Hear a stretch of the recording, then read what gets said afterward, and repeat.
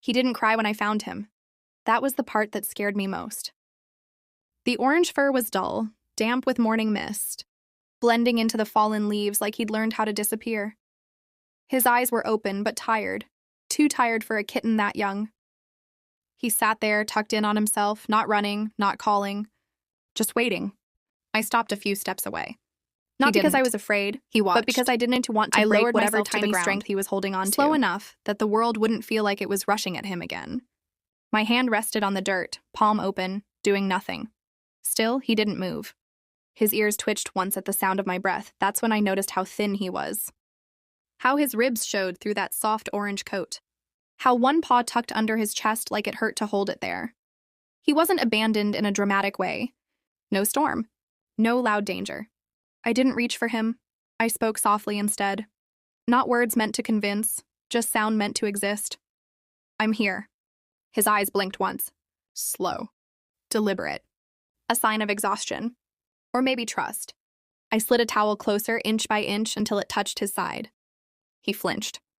Then stopped. That was the moment I knew.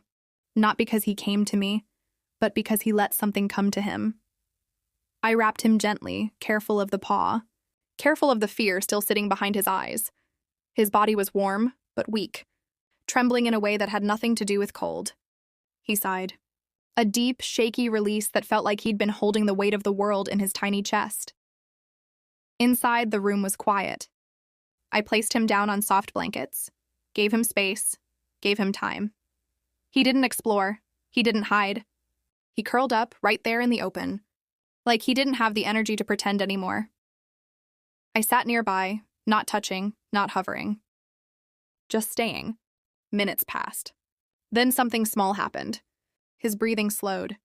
The tightness in his body softened. His head rested fully against the blanket instead of hovering, ready to flee. That is when I realized something important. Rescue doesn't always look like saving someone from danger. Later, when he finally opened his eyes again, he looked straight at me. Not asking. Not begging. Just checking. I met his gaze and stayed exactly where I was. He closed his eyes again. That's when I understood. He was home.